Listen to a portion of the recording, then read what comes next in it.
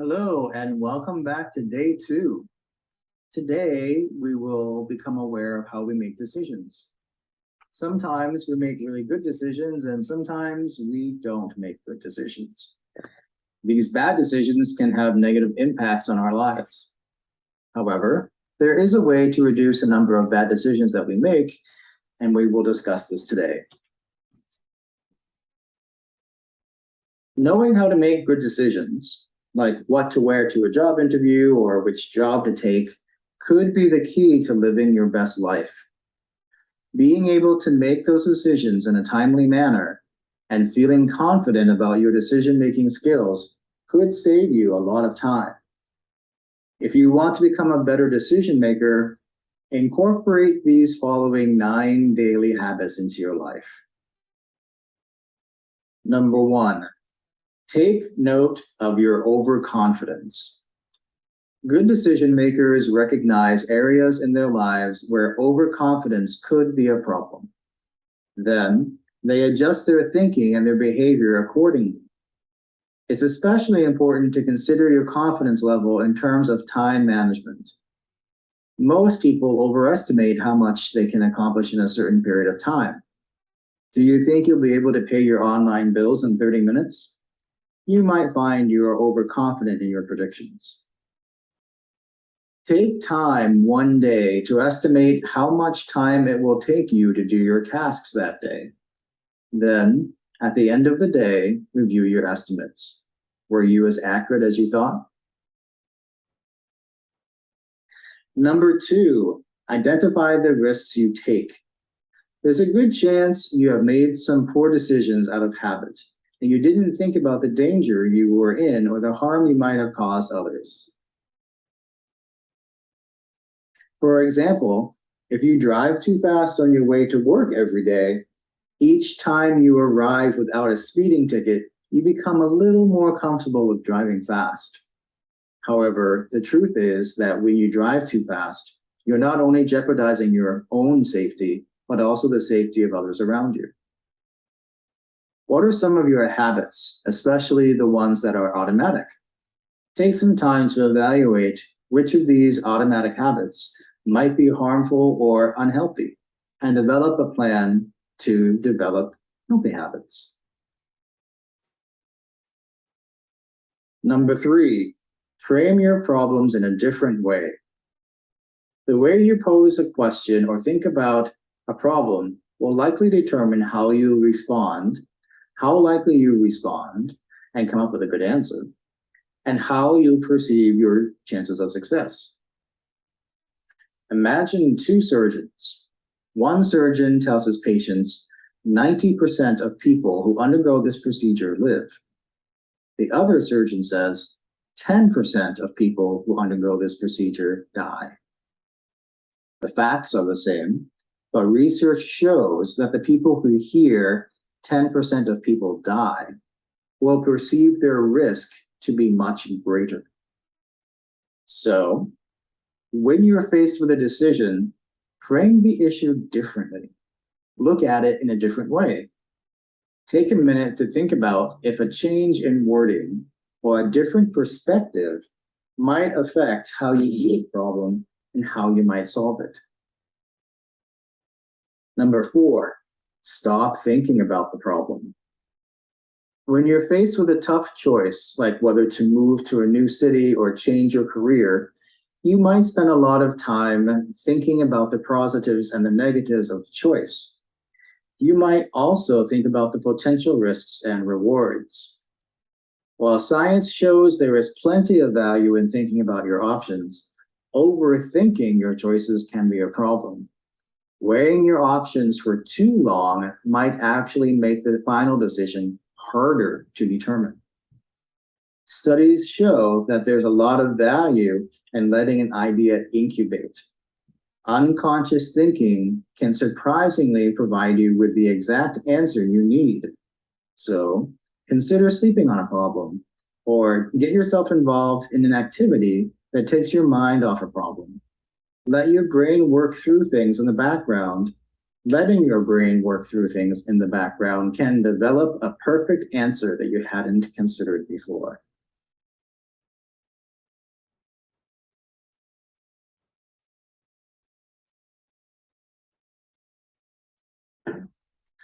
Number 5, set aside time to reflect on your mistakes.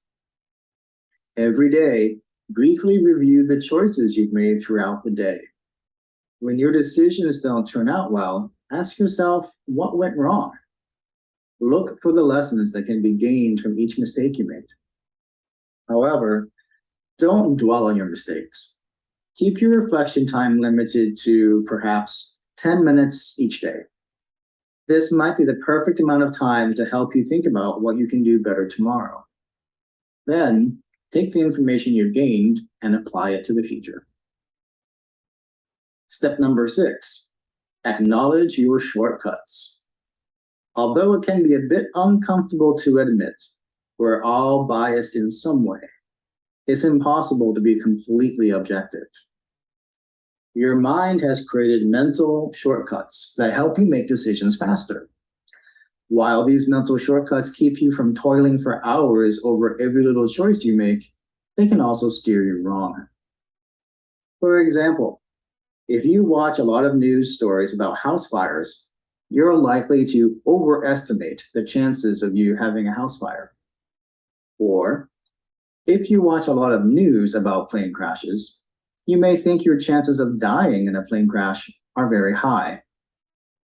So, make it a daily habit to consider if you have any mental shortcuts and if they lead to bad decisions.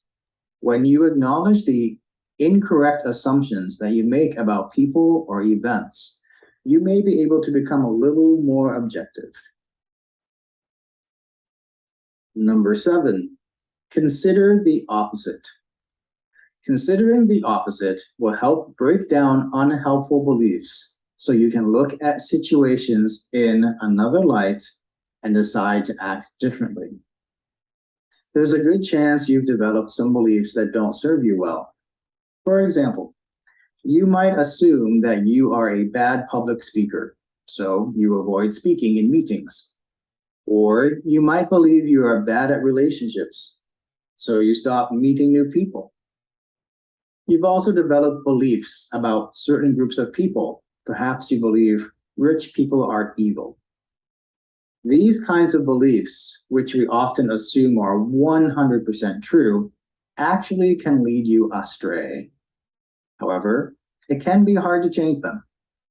It takes more compelling evidence to change a belief than it did to create it. Once you've decided something is true, you're likely to cling to that belief. So, the best way to challenge and change these beliefs is to argue the opposite perspective. If you're convinced you shouldn't speak up in a meeting, argue all the reasons why you should. If you think you're bad at relationships, list all of the good qualities you have and how your friends and family love those things about you. If you're convinced rich people are bad, list reasons why wealthy people may be kind or helpful.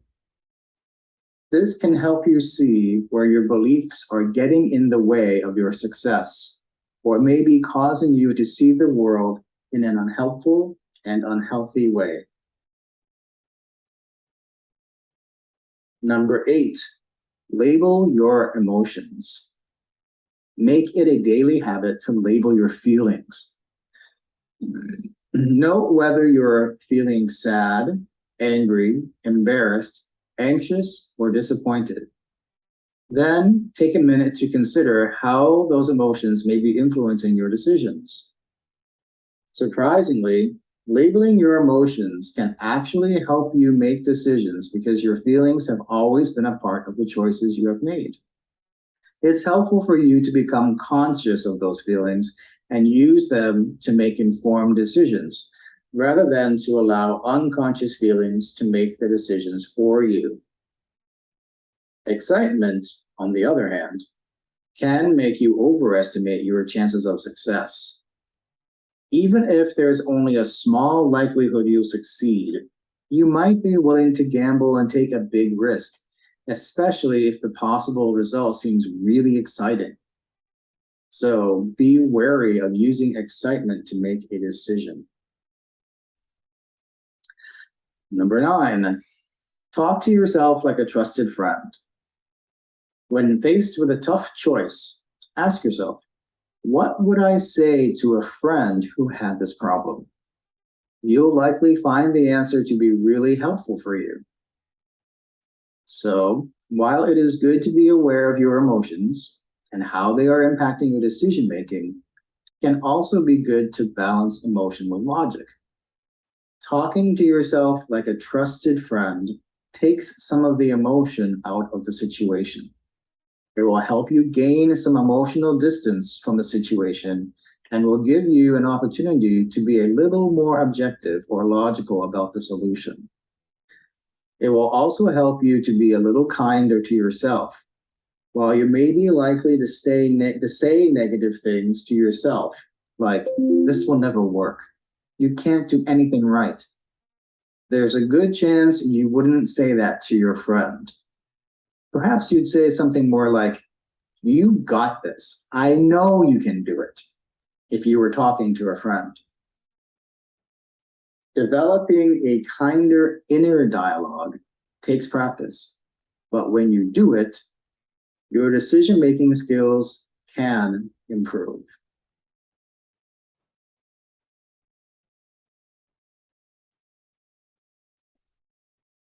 Decision-making is the process of making choices by identifying a decision, gathering information, and assessing alternative solutions. Using a step-by-step decision-making process can help you make more deliberate, thoughtful decisions by organizing relevant information and defining alternatives. This approach increases the chances that you will choose the most satisfying alternative possible. Step 1, identify the decision. You realize that you need to make a decision. Try to clearly determine the nature of the decision you must make. The first step is very important. Step 2, gather relevant information.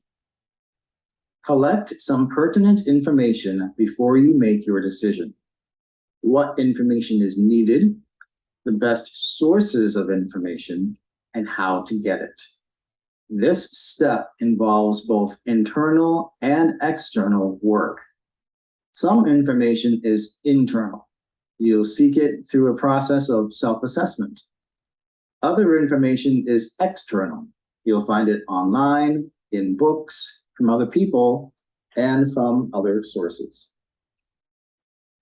Step 3, identify the alternatives.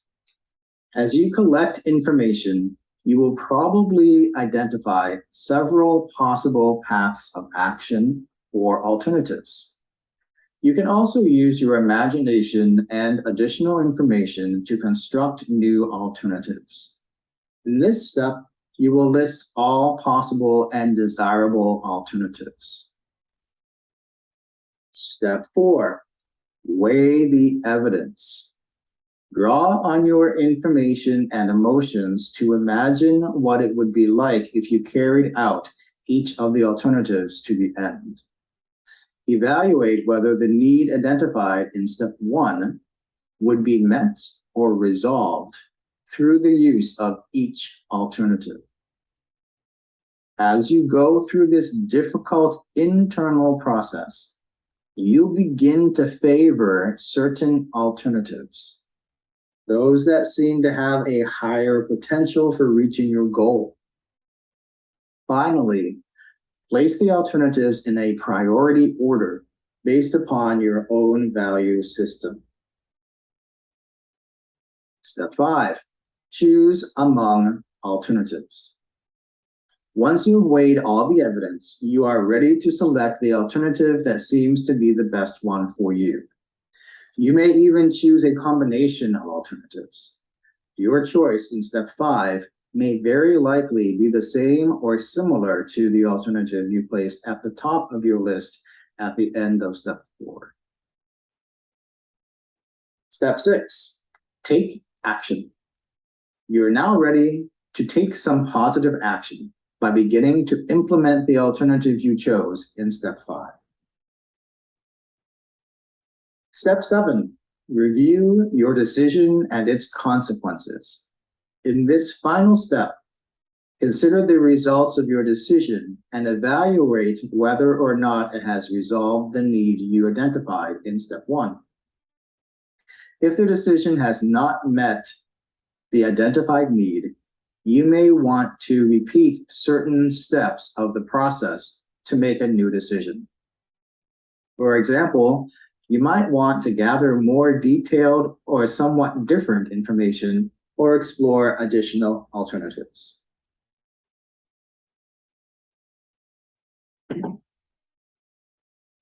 Thank you for your attention today. We look forward to seeing you tomorrow for day 3.